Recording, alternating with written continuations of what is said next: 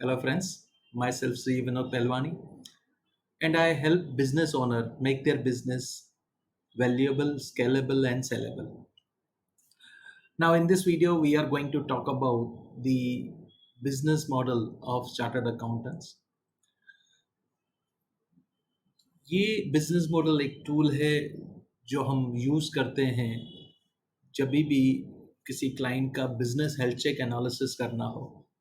सो कुछ फ्रेंड्स ने मुझे बात किया कि सीए का जो प्रैक्टिस है वो स्केलेबल नहीं रहता, एक लिमिट पे आके उसका ग्रोथ अटक जाता है. मुझे उनको एक्सप्लेन करना था कि क्यों ऐसी क्या रीज़न है, क्या वजह है कि जिस वजह से आपका बिजनेस एक लेवल पे एक कैप आ जाता है और उसके बाद वो ग्रो नहीं करता. सो वो समझाने के लिए मुझे बिजनेस मॉडल का यूज़ करना है. ये बिजनेस मॉडल आप देख सकते हैं. इस बिजनेस मॉडल में हम अगर देखें तो टोटल 10 एस्पेक्ट्स हैं. पहला है सीए क्या सर्विसेज ऑफर कर रहे हैं. सेकंड है कौन से कस्टमर सेगमेंट को, और चैनल किस तरह से इन कस्टमर सेगमेंट को टारगेट किया जाता है, और जब कस्टमर एक्विजिशन हो जाए तो उसको सर्विस डिलीवरी किस तरह से दी जाती है. अब ये आप देखो तो 4 जो एस्पेक्ट्स हैं वो कस्टमर फेसिंग है, यानी ये कस्टमर साइड के एस्पेक्ट्स हैं. अब ये सब करने के पीछे बैकएंड में उनको कुछ काम करना पड़ता है. दैट इज की एक्टिविटीज. आप देख सकते हैं ये की एक्टिविटीज, की रिसोर्सेस, कॉम्पिटिटर्स, ये बैकएंड ऑपरेशंस में ध्यान रखना पड़ता है. और उसके बाद आता है रेवेन्यू स्ट्रीम. अब इस कस्टमर से जब हम सर्विस देंगे तो हमको मिलेगा रेवेन्यू स्ट्रीम और कॉस्ट स्ट्रक्चर. मैं मोटा मोटा एस्पेक्ट्स इसमें कवर कर रहा हूं. आप सर्विसेज अगर देखें सीए की, तो सर्विस जो रहती है वो कंप्लायंस नेचर की रहती है. और कस्टम सर्विस मतलब क्लाइंट बोलता है मुझे ये करके दो, कोई स्पेसिफाइड स्टैंडर्डाइज सर्विस नहीं है, क्लाइंट की रिक्वायरमेंट के हिसाब से हम सर्विस ऑफर करते हैं, वो कस्टम सर्विस है. Compliance service, GST return, TDS return वगैरह वगैरह. अब ये दो तरह की सर्विस, जनरल प्रैक्टिशनर्स ये दो तरह की सर्विस ऑफर करते हैं. अब इन सर्विस में कोई तकलीफ है, इन सर्विस के नेचर में कोई तकलीफ है. Let me show you. First of all ये जो सर्विस है वो एक है यस नेचर की. मतलब कोई भी क्लाइंट आया, हम प्रिपेयर्ड हैं नहीं है, हम वो ये देखते नहीं है, हम डायरेक्ट यस बोल देते हैं कि yes will offer this service. फिर है कि ये जो सर्विस का नेचर रहता है वो डन फॉर यू सर्विस है. डन फॉर यू सर्विस में ये होता है कि क्लाइंट डिटेल देके जाता है, सीए बैकएंड में काम करता है, और काम होने के बाद वो क्लाइंट को सर्विस डिलीवर करता है. नई सर्विसेज सीए कैसे लाता है? नई सर्विसेज वो ऐसा देखता है कि मार्केट में क्या चल रहा है, दूसरे लोग क्या ऑफर कर रहे हैं. उनका खुद का कोई रिसर्च नहीं है कि इस पर्टिकुलर इंडस्ट्री को इस सर्विस की जरूरत है और हमको वो सर्विस ऑफर करना है, इस तरह से नहीं. नई सर्विसेज वो कैसे ऑफर करते हैं? नई सर्विस कॉपी करते हैं कि मार्केट में क्या चल रहा है. ये जो पर्टिकुलर सीए है, अगर उससे पूछा जाए कि क्या आपके पास कोई कॉम्पिटिटिव एडवांटेज है, तो उनके पास कोई कॉम्पिटिटिव एडवांटेज नहीं है. कॉम्पिटिटिव एडवांटेज आपको प्राइस ज्यादा ऑफर करने में, आप प्राइस ज्यादा लेने में हेल्प करता है. अब ये जो सर्विसेज है, इस तरह की जो सर्विस है कंप्लायंस और कस्टम सर्विस, इनमें कुछ प्रॉब्लम्स है, और वो प्रॉब्लम है changing compliance and tax law. जो टैक्सेशन लॉस है या जो भी लॉस है जिसका कंप्लायंस होता है, उसमें रेगुलर बेसिस पे चेंजेस आते हैं. जब ये चेंजेस आता है तो सीए को उसके बारे में प्रिपेयर करना पड़ता है, टेक्स टाइम. और नेक्स्ट है स्कोप क्रीप. ये सर्विसेज जो कस्टम सर्विस हम ऑफर करते हैं, ये सर्विस ऑफर करने में स्कोप क्रीप का प्रॉब्लम आता है. चांसेस रहते हैं क्लाइंट बोलता है कि नहीं हमारी ये बात हुई थी, सो डिलीवरी यानी जो स्कोप ऑफ सर्विस है वो कई बार उससे बढ़ जाता है, और इतना कई बार कैपेसिटी नहीं होता, तो वो जो सिचुएशन है सीए के लिए स्ट्रेसफुल हो जाता है। अब इन सर्विस में इतना वो बिजी रहता है सीए कि उसके पास नया रिसर्च करने का कोई टाइम ही नहीं बचता। सो ये बेसिकली सर्विस में आप देख सकते हैं कि सर्विस में क्या प्रॉब्लम्स है जिस वजह से वो ग्रो नहीं कर रहा है। फिर नेक्स्ट है चैनल।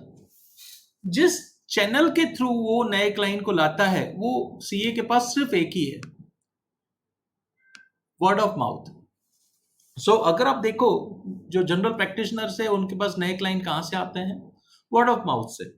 सो उसके पुराने क्लाइंट किसी और को रेफर करते हैं, दिस इज ओनली वे। क्यों? क्योंकि हमको लगता है कोड ऑफ कंडक्ट, और कोड ऑफ कंडक्ट में आप एडवाइस नहीं कर सकते हैं, जबकि आपके कॉम्पिटिटर एडवाइस कर सकते हैं। किस तरह के कॉम्पिटिटर? आप देख सकते हो कि बहुत सारी ऐसे कंपनीज हैं जो चार्टर्ड अकाउंटेंट्स नहीं हैं, अकाउंटिंग प्रैक्टिस करती है या टैक्सेशन की प्रैक्टिस करती है, जैसे क्लियर टैक्स। और ऐसे हालात में उनको कोई कोड ऑफ कंडक्ट नहीं लगता, और इस वजह से आपको नए क्लाइंट जो ऑनलाइन मिल सकते हैं, आप उनको टैप नहीं कर पा रहे हो। आप जो ये सर्विस देते हो वो जेनरिक सर्विस देते हो, therefore people face problem in describing this service. That अगर आप जो भी सर्विस देते हो तो और किसी आपके क्लाइंट को किसी को रेफर करना हो, तो वो कुछ यूनिक आपके बारे में बता नहीं पा रहा है, क्योंकि आप इनकम टैक्स रिटर्न की सर्विस देते हो, टीडीएस रिटर्न की सर्विस देते हो, वो आपके पास कैसे भेजे, ऐसा क्या है आप में खास, ऐसा कुछ मिलता नहीं है। तो आपके बारे में उसको कुछ ज्यादा मिलता नहीं है, आपके जो एग्जिस्टिंग क्लाइंट है, तो वो नए क्लाइंट को भेज नहीं पा रहा है। और इन सभी वजह से आपके जो ग्रोथ है वो प्रिडिक्टेबल नहीं है, आपके पास क्लियर मैसेज नहीं है, और आपके पास कोई प्रेडिक्टेबिलिटी नहीं है कि हम इतना बिजनेस नेक्स्ट टाइम भी जनरेट करेंगे। ओके, सो इस चैनल से जब वो कस्टमर को टारगेट करते हैं तो ये कस्टमर का नेचर क्या है? अब ये कस्टमर का नेचर आप देखो तो वो हर एक को अपना कस्टमर समझते हैं, एवरीवन। क्योंकि सीए अपनी प्रैक्टिस एक फिजिकल प्रीमाइस से करता है, तो उनके जो कस्टमर रहते हैं, उनके जो क्लाइंट्स रहते हैं, वो लोकल क्लाइंट्स, वो पर्टिकुलर सिटी तक सीमित रहते हैं।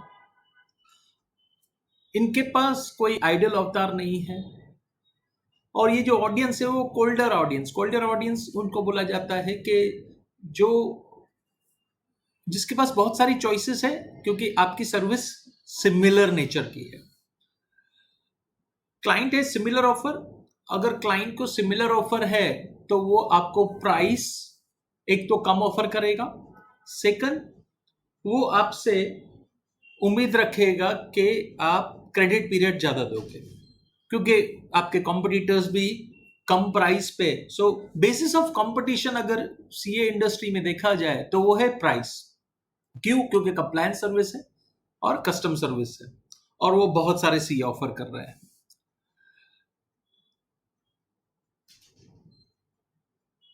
अब ये जो क्लाइंट्स हैं ये डिफरेंट टाइप्स के हैं। सो इनका जो मॉडल है सीए का वो स्केलेबल नहीं है। क्यों? क्योंकि एवरी टाइम अगर नया क्लाइंट आता है तो उनसे बात करो, उनसे समझो, उनकी प्रॉब्लम समझो, एवरी टाइम समझना पड़े। यानी ऐसा नहीं है कि फिक्स है कि यही सर्विस है, क्लैरिटी है सर्विस के बारे में, स्कोप के बारे में, डॉक्यूमेंटेशन की क्लैरिटी है, प्रोसेस की क्लैरिटी है, ऐसा कुछ नहीं है। सो एवरी टाइम क्लाइंट आएगा, एवरी टाइम आपको उनसे बात करनी है, एवरी टाइम उसको समझना है, और वो जो टाइम कंज्यूमिंग है, और इस वजह से आपका ये जो प्रोसेस है, ये जो बिजनेस है वो स्केलेबल नहीं है। कॉस्ट एंड क्रेडिट साइड पे आपको मार करनी पड़ती है। क्यों? क्योंकि आपकी कंप्लायंस एंड कस्टम सर्विस है। अब क्लाइंट आ गया तो हम डिलीवरी कैसे करेंगे? सो मैं अलग अलग चीजें बता रहा हूं क्यों आपका बिजनेस स्केलेबल नहीं है। डिलीवरी करनी है इन पर्सन। सो आप एक तो लोकल सिटी में सर्व कर रहे हो, और वो भी फिजिकली मिलना पड़े, यानी क्लाइंट आपके ऑफिस में आएगा, आपको समझाएगा, आप समझोगे, आप काम करोगे और फिर फिजिकली उसकी डिलीवरी करोगे। इस वजह से आपका जो टाइम है इन चीजों में खत्म हो जाता है। ये जो क्लाइंट है ये हमेशा पूछते हैं कि ओनर से बात करनी है। सो ओनर खुद एक बोटलनेक बन जाता है। सो सीए खुद एक बोटलनेक बन जाता है क्योंकि सीए के पास टाइम लिमिटेड है, पर क्लाइंट क्या एक्सपेक्ट करता है, उनसे बात करनी है। दूसरा प्रॉब्लम है कि ये जो क्लाइंट हैं इनकी एक्सपेक्टेशन डे बाय डे बढ़ रही है। ये क्यों बढ़ रही है? क्योंकि टेक्नोलॉजिकल चेंजेस और गवर्नमेंट के चेंजेस, इतने सारे चेंजेस आते हैं, तो क्लाइंट आपसे एक्सपेक्ट करेगा कि you are available on WhatsApp, कभी भी आपको किसी वक्त भी फोन करेगा और वो आपसे एक्सपेक्ट करेगा। क्यों? क्योंकि दूसरे सीईओ इस तरह की सर्विस ऑफर कर रहे हैं। सो क्लाइंट की एक्सपेक्टेशन बढ़ रही है, पर वो एक्सपेक्टेशन को मीट करने के लिए जो आपके पास टाइम है वही लिमिटेड है। और इस वजह से आपका जो बिजनेस मॉडल है वो स्केलेबल नहीं है। आप कितना भी कर लो, एक लिमिट के बाद आप ग्रो नहीं कर पाओगे। ये ग्रो इसलिए नहीं कर पा रहे हो क्योंकि जो बिजनेस मॉडल आपने अडॉप्ट किया है वो स्केलेबल है ही नहीं। अब ये जो आपको करने के बाद आपको जो रेवेन्यू मिलते हैं वो है transaction based revenue. Transaction based revenue मतलब काम हुआ तो पैसा मिलेगा। ऐसा फिक्स नहीं है कि आपको एवरी मंथ इतना पैसा आएगा, एवरी क्वार्टर इतना पैसा आएगा, ऐसा फिक्स नहीं है। काम हुआ तो मिलेगा। अब ये ट्रांजेक्शन बेस्ड फीस मॉडल में क्या है कि आपके पास ऐसा फिक्स नहीं है कि इतना टर्नओवर अपना होगा। मैं अभी काफी सीए से मैं बात करता हूं, मैं पूछता हूं कि आपका फीस कितना आता है, तो they don't have any clarity. इनके पास ऐसा कोई क्लैरिटी नहीं है कि कितना आएगा। हाँ, एवरी ईयर क्लाइंट कंप्लायंस का काम कराएगा, कब आएगा? नहीं आएगा तो नहीं आएगा तो भी आपने स्टाफ का प्रोविजन तो किया ही होगा, स्टाफ तो रखना है, पर क्लाइंट का कोई भरोसा नहीं कभी भी है। सो जो रिलेशन है क्लाइंट के साथ वो ट्रांजेक्शन बेस्ड फीस का है। अब इस वजह से आपके जो रेवेन्यू से वो उस पर कैप आ जाता है और ज्यादा कोई स्कोप नहीं है। आपकी फीस बढ़ेगी, आप ग्रो कैसे करोगे? आप फीस बढ़ा के ग्रो करोगे, पर आपकी प्राइस क्लाइंट बढ़ाने के लिए रेडी नहीं है। क्यों? क्योंकि दूसरे सीए कॉम्पिटिटिव रेट पे ऑफर करते हैं। दूसरा आपका प्रॉब्लम है कि आपका रेवेन्यू जो है वो ब्लॉक्ड रहता है। यानी मैंने तो ऐसा भी देखा है कि एक साल की फीस नेक्स्ट ईयर में मिलती है। सो एक साल पूरा रेवेन्यू ब्लॉक रहता है। अब ये जो रेवेन्यू ब्लॉक रहता है, पर हमको इधर जो एम्प्लॉइज है उनको सैलरी हमको रेगुलर बेसिस पे करनी है। सो इसका मतलब अगर कोई नया क्लाइंट आता है, वो काम कराने के लिए हमको स्टाफ रखना है, उसको सैलरी टाइम पे देनी है, पर हमको शायद रेवेन्यू आए एक साल के बाद। सो जैसे आप नया क्लाइंट ऑनबोर्ड करते हो, उससे आपकी प्रॉब्लम और बढ़ रही है। क्यों? क्योंकि आपका फंड्स क्या हो रहे हैं, ब्लॉक हो रहे हैं। तो मैंने काफी सारे सीए के देखा, उनके पास रेवेन्यू है 20-20, 25-25 लाख का, फंड्स जो है वो ब्लॉक्ड है क्लाइंट्स में। The more project they do, the more cash flow problem they face. उनके पास कोई रिकरिंग इनकम नहीं है, मतलब उनका जो रिलेशन है क्लाइंट से वो रिकरिंग इनकम वाला नहीं है कि फिक्स रिकरिंग इतनी इनकम आनी चाहिए, ये नहीं है। क्योंकि ये मॉडल सभी सीए का है और आपने भी वही मॉडल अडॉप्ट किया है। इस वजह से ये आपका जो बिजनेस है वो स्केलेबल नहीं है। और फिर से मैं बोलूंगा, no product predictable cash flow. आपके जो कैश फ्लोस हैं वो प्रेडिक्टेबल नहीं है। सो ये हुआ रेवेन्यू साइड, ये हुआ डिमांड साइड। अब हम बात करते हैं सप्लाई साइड पे आपको क्या करना पड़ेगा। सप्लाई साइड में आपको क्या करना है, क्लाइंट का काम करना है। सो आप क्लाइंट का काम करोगे, की एक्टिविटीज। आप जो ओनर है उसका बहुत सारा टाइम इंस्ट्रक्शन देने में चला जाता है, क्योंकि एवरी टाइम क्लाइंट की नई सिचुएशन है और एवरी टाइम स्टाफ कई बार चेंज हो जाता है। सो एवरी टाइम सीए को इंस्ट्रक्शन पास करनी पड़ती है एम्प्लॉय को काम कराने के लिए। सो ये जो चीज है ये एक बोटलनेक क्रिएट करती है और जिस वजह से आपका जो बिजनेस है वो स्केल नहीं कर पाता। आपका टाइम जाता है क्लाइंट सपोर्ट में। क्लाइंट डू एक्सपेक्ट कि वो कभी भी फोन करेंगे, सर मुझे 3 साल का रिटर्न दो, कुछ भी डॉक्यूमेंट मांगेगा, कोई भी एक्सप्लेनेशन मांगेगा, कभी भी फोन करेगा। और इस वजह से आपका जो सपोर्ट टाइम जो आप देते हो, एंड आई डाउट कोई भी सपोर्ट के लिए कोई सीए चार्ज करता है। काफी सारी चीजें जो है वो ओनर डिपेंडेंट है। मतलब अगर ये फर्म क्लाइंट का जॉब कर रही है पर ओनर नहीं है, ओनर है नहीं तो इंस्ट्रक्शन कौन देगा? और इस वजह से फर्म स्केल नहीं कर पाती। तो ओनर डिपेंडेंट, ओनर खुद बॉटलनेक बनता है। सो जिस तरह का मॉडल ओनर ने चॉइस किया है वो खुद अपनी फर्म के लिए बॉटलनेक है। उसकी फर्म ग्रो इसलिए नहीं हो रही है क्योंकि उसने जो मॉडल चूज किया है वो खुद जिम्मेदार है उस मॉडल चॉइस करने का, और इस वजह से वो उसकी फर्म ग्रो नहीं कर रही है। बहुत सारा टाइम चला जाता है मैनेज टीम में, और ये सब जो नेचर ऑफ एक्टिविटीज है उसमें ओवर टाइम बहुत करना पड़ता है। आप देखोगे बहुत सारे सीए आपको ओवर टाइम करते हुए देखेंगे। क्यों? क्योंकि बल्क में काम आ जाता है। कभी कभी फ्री बैठते हैं पर कभी कभी बल्क आ जाता है, और उनका जो नेचर रहता है वो over time. Constant fire fighting situation रहता है, और इंफ्रास्ट्रक्चर मैनेज करना पड़ता है। Time wastage in understanding custom needs, struggle to scale, unproductive time, no time to work on business. So client को हेल्प करते हैं पर सीए अपने बिजनेस पे काम नहीं कर पा रहा है। की रिसोर्सेज मैनेज करने पड़ते हैं, आईटी इंफ्रास्ट्रक्चर, ऑफिस का इंफ्रास्ट्रक्चर, और रिसोर्सेज मतलब एम्प्लॉय को हायर करना पड़ता है। और क्योंकि उसका बिजनेस स्केलेबल नहीं है, ज्यादा रेवेन्यू नहीं आ रहे हैं, वो एम्प्लॉय भी जो हायर करता है ना वो जनरलिस्ट हायर करता है, कोई स्पेशलिस्ट नहीं हायर करता। जब स्पेशलिस्ट नहीं करता तो सर्विस की जो क्वालिटी है वो भी जनरल रहती है, और जनरल रहती है तो प्राइस ज्यादा नहीं मिलती है। मतलब एक तरह का वीसी सर्कल सीए के लिए बन जाता है। इनको एग्जीक्यूटिव्स हायर करने पड़ते हैं। Unable to afford research team, उनके पास रिसर्च टीम होती नहीं है। खुद ही अगर कोई लॉ चेंज हुआ तो खुद ही पढ़ के खुद ही चेंज समझ के डिलीवर करने का। सो ज्यादा डिटेल में रिसर्च टीम उनके पास नहीं रहती ताकि वो अपॉर्चुनिटी आइडेंटिफाई कर सके।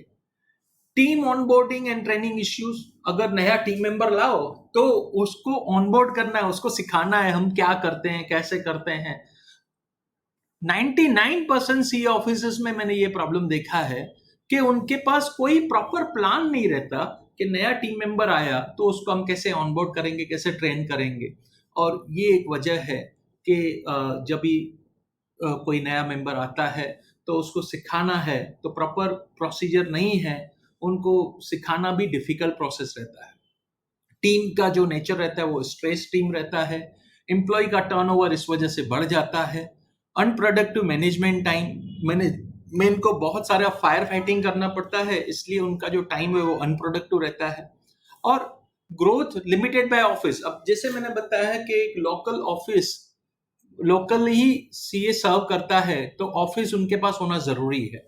अब ऑफिस में स्टाफ की कैपेसिटी अगर 15 की है तो आपका ग्रोथ जो है 15 स्टाफ तक लिमिटेड रहेगा। 15 स्टाफ जितना काम कर सकेगा उतना ही आपका ग्रोथ रहेगा। क्योंकि आपने ये मॉडल लिया है इस वजह से आपका ये लिमिटेशन रहेगा। और मैंने ये देखा है कि वो ओवर यूज कैपेसिटी पे काम करते हैं, ओवर टाइम करेंगे, राइट, मतलब जल्दी जल्दी करो, एक्स्ट्रा बैठो वगैरह वगैरह। सो ये जो मॉडल आपने चूज किया है ये इस मॉडल का प्रताप है कि आपको ये तकलीफें हो रही है। अब हम बात करें कॉम्पिटिटर्स की। सो कॉम्पिटिटर्स अगर देखें तो वो कॉम्पिटिटर्स जो है मी टू कॉम्पिटिटर्स। आप जो भी सर्विस ऑफर करो तो आपका कॉम्पिटिटर बोला हाँ मैं भी देता हूं। सो ऐसी कोई सर्विस आपकी नहीं है जो यूनिक है, और इस वजह से आपकी जो प्राइस है वो कॉम्पिटिटिव रहती है। आपकी जो सैलरी है वो बढ़ेगी, आप जो एम्प्लॉय को सैलरी देते हो वो बढ़ेगी, पर आपकी जो प्राइसेस है नहीं बढ़ेगी क्योंकि कॉम्पिटिटर तकलीफ दे रहा है आपको। नेक्स्ट है कंपटीशन फ्रॉम टेक कंपनीज। अब देखो ये जो डोमेन है ना वो सीए प्रैक्टिस जो है चार्टर्ड अकाउंटेंट को आईसीआई रेगुलेट करता है, पर जो टेक्नोलॉजी कंपनीज है जो इस डोमेन में इंटर हो रही है, क्योंकि बहुत सारा कंप्लायंस सॉफ्टवेयर पे होता है, तो कुछ टेक्नोलॉजी कंपनी ने इस डोमेन में एडवांटेज देखा और वो इस इंडस्ट्री में इंटर हो रही है। तो टेक कंपनीज आप देखो, क्लियर टेक्स इस डोमेन में आ रही है, बहुत सारी कंपनीज आ रही है, और जो क्या करेगी, उनको एडवांटेज क्या है, उनके पास कोई भी उनको रेगुलेट करने के लिए कोई अथॉरिटी नहीं है। वो ऑनलाइन अपनी मार्केटिंग कर सकते हैं वगैरह वगैरह, और सीए लोग नहीं कर सकते हैं। पर ये जो कंपनी से ये प्रोसेस ओरिएंटेड, यानी ये क्या करेंगे, प्रोसेस को सिस्टमाइज करेंगे, ऑटोमेट करेंगे। और अपना जो सीए है, उनके पास ज्यादा रिसोर्स ना होने की वजह से वो टेक्नोलॉजी में इतनी इन्वेस्टमेंट नहीं करता, प्रोसेसेस में इन्वेस्टमेंट नहीं करता, तो उसके कॉस्ट ऑफ ऑपरेशंस ज्यादा रहेंगे, और ये टेक कंपनीज के पास ज्यादा एडवांटेज है। ऑब्वियसली थ्रेट ऑफ न्यू एंट्रेंट है, नए एंट्रेंट आते रहेंगे, आपके पास से सीख के गया या इवन बीकॉम वाला बंदा भी आप देखो कि किसी का भी टैक्स रिटर्न भर रहा है, क्लाइंट इस चीज को समझ नहीं पा रहा है, वो उसके लिए कंप्लायंस मतलब कंप्लायंस, और उसके पॉइंट ऑफ व्यू से कॉस्ट सेविंग, कंप्लायंस मतलब कॉस्ट सेविंग। सो क्लाइंट का नेचर ये रहता है, कंप्लायंस मतलब कॉस्ट सेविंग। सो वो सेव करने का, उसको कोई वैल्यू एडेड सर्विस आपकी तरफ से नहीं मिल रही है। ये नेचर है कंप्लायंस का, और कंप्लायंस मतलब कॉस्ट, कंप्लायंस मतलब रेवेन्यू ग्रोथ नहीं दे रहे हो, रेवेन्यू ग्रोथ नहीं दे रहे हो, वैल्यू एडेड सर्विस नहीं दे रहे हो, तो कंप्लायंस में क्लाइंट का बेसिक नेचर जो रहता है वो कॉस्ट सेव करने का। आपकी जो भी सर्विस है कॉम्पिटिटर से डिफरेंशिएट है ही नहीं। Don't have focus, generic competitive strategy, आपके पास कोई फोकस स्ट्रेटेजी नहीं है, आपके पास जनरिक कॉम्पिटिटिव स्ट्रेटेजी है। Do not network, easy for client to leave, आपके क्लाइंट के लिए बिल्कुल आसान है आपको छोड़ के जाना, और perception of value of your offer declines. जैसे जैसे कंपटीटर्स आते जाएंगे, आपके जो सर्विस है उसकी जो वैल्यू है उसका परसेप्शन क्लाइंट की नजर में गिरते जा रहा है, और ये वजह से आप स्केल नहीं कर पाओगे। स्केल तभी होता है जब आपके पास रेवेन्यू आता हो, प्रॉफिट आता हो, सरप्लस आता हो। अब कंपटीशन आएगा तो आपके पास सरप्लस बचेगा नहीं और आप स्केल नहीं कर पाओगे, क्योंकि जैसे आप स्केल करने जाओगे तो आपका जो फंड है वो ब्लॉक होते जाएगा वगैरह वगैरह, राइट। अब कॉस्ट साइड पे देखें तो सैलरीज हमारे टीम को हमको देनी पड़ती है। अब ये जो सैलरीज यानी जो लेबर मार्केट है, उनकी एक्सपेक्टेशन एवरी ईयर ग्रोथ की रहती है। सो आपके स्टाफ की सैलरी एवरी ईयर ग्रो होती रहेगी, पर आपके रेवेन्यू उस तरह से ग्रो नहीं होते जाएंगे, यानी जो मार्जिन है वो धीरे धीरे थिन होते जाएंगे। आपका जो रनिंग एंड मेंटेनेंस जो कॉस्ट है, जो इंफ्रा है, उसमें कैपिटल एक्सपेंडिचर और रेवेन्यू एक्सपेंडिचर दोनों आ गए, वो भी over a period of time बढ़ते रहेंगे, और ये आपके मार्जिन पे हिट करेगा। सो अगर आप इस इंडस्ट्री में नए आ रहे हो और आप अपने थिन मार्जिन के साथ चालू करोगे, तो ये गलती नहीं करो, क्योंकि इस वजह से ये होगा कि आप हमेशा के लिए इधर फंसे रहोगे, आप ग्रो नहीं कर पाओगे। आपको उम्मीदें रहेगी आगे चल के हम कमाऊंगा, पर ऐसा होता नहीं है। क्यों? क्योंकि मार्जिन और थिन होते जाएंगे। सो आप देख सकते हो, अगर यही प्रैक्टिस आपकी रही, इसी मॉडल से रही, आपके रनिंग मेंटेन फिक्स कमिटमेंट्स, आपकी जो सैलरीज है और जो भी रनिंग एंड मेंटेनेंस, वो एक तरह के फिक्स कमिटमेंट्स है, जबकि सामने रेवेन्यू जो है वो फिक्स कमिटमेंट नहीं है। So rising employ cost and rising infrastructure cost. So ये मेरी तरफ से एक इवेल्युएशन है कि क्यों सीए का जो प्रोफेशन है उसके पास जो बिजनेस मॉडल है वो स्केलेबल नहीं है। अब ये समझने के बाद हमको क्या समझ में आ रहा है? हमको इसमें ये समझ में आ रहा है कि we definitely need to do something about our business model. ये डिफरेंट एस्पेक्ट्स हैं, आप देख सकते हो, कस्टमर सेगमेंट, सर्विस वगैरह वगैरह, इन सभी में आपको देखना पड़ेगा अपॉर्चुनिटी है, और उस अपॉर्चुनिटी को आप अनलॉक करोगे तो आपका जो बिजनेस मॉडल है वो स्केलेबल बन सकता है। और ये वीडियो के बाद हम एक और बिजनेस मॉडल देखेंगे नेक्स्ट टाइम, और वो देखेंगे क्लियर टेक्स का, और उसके बाद हम देखेंगे केपीएमजी का। सो ये जनरल प्रैक्टिशनर का बिजनेस मॉडल है।